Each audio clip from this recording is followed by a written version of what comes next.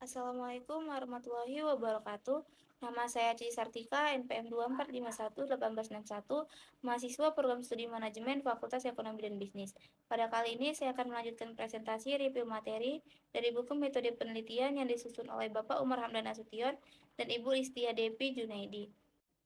Langsung saja kita masuk ke bagian bab 4, yaitu kajian pustaka, landasan teori, dan hipotesis penelitian, yang dimana pada bab ini membahas pentingnya kajian pustaka dan teori dalam penelitian ilmiah. Kajian pustaka adalah penelusuran terdahulu dan teori relevan untuk menghindari duplikasi serta memperkuat dasar teori. Sumber kajian meliputi sumber primer seperti jurnal dan tesis, sumber sekunder seperti buku dan teks, dan preliminir seperti indeks dan abstrak. Hipotesis adalah dugaan sementara yang harus diuji. Terdiri dari H0 yaitu tidak ada hubungan dan H1 yaitu ada hubungan.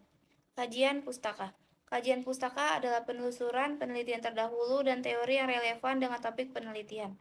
Tujuan utamanya adalah menghindari duplikasi penelitian, memperkuat dasar teori, dan menentukan arah penelitian yang tepat.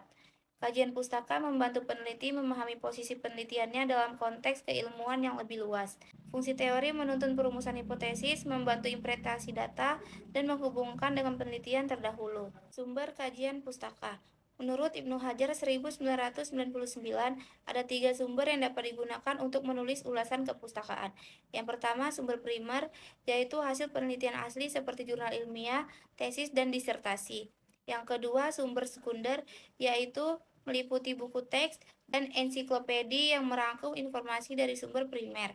Yang ketiga, sumber preliminir, yaitu mencakup indeks dan abstrak untuk pencarian awal. Dari ketiga sumber ini, sumber primer merupakan sumber yang paling ditekankan untuk dijadikan sebagai rujukan dalam menyusun kajian pustaka. Selain itu, juga terdapat beberapa sumber yang harus dijadikan prioritas sumber. Contohnya seperti jurnal ilmiah, buku pakar, makalah seminar, dan karya ilmiah lainnya. Adapun teknik kajian pustaka yaitu dengan menganalisis masalah, seperti mengidentifikasikan kata kunci dan konsep utama dari rumusan masalah penelitian, menentukan aspek-aspek yang perlu dikaji secara teoritis untuk membangun kerangka pemikiran.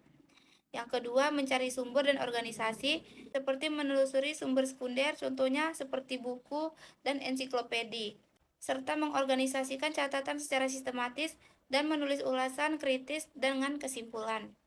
Selanjutnya, landasan teori. Landasan teori mencakup penelitian kuantitatif dan penelitian kualitatif.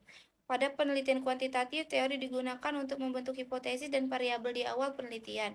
Teori berfungsi sebagai kerangka deduktif yang mengarahkan pengumpulan dan analisis data secara sistematis. Adapun pada penelitian kualitatif, teori digunakan sebagai panduan untuk memahami fenomena secara induktif. Teori dapat muncul atau berkembang selama proses penelitian berdasarkan temuan di lapangan. Selanjutnya, hipotesis penelitian. Secara etimologis, hipotesis merupakan sesuatu yang kurang dari sebuah pendapat tentang kebenaran. Jenis-jenis hipotesis. Secara umum, hipotesis dibagi menjadi dua, yaitu hipotesis nol dan hipotesis kerja, di mana hipotesis nol menyatakan tidak ada hubungan atau perbedaan antar variabel. Yang kedua, hipotesis kerja menyatakan ada hubungan atau perbedaan yang signifikan.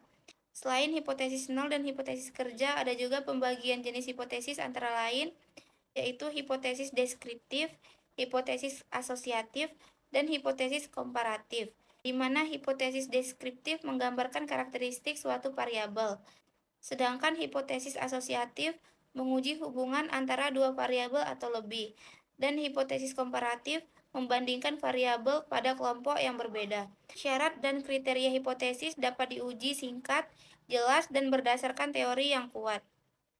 Demikian presentasi dari saya. Wassalamualaikum warahmatullahi wabarakatuh.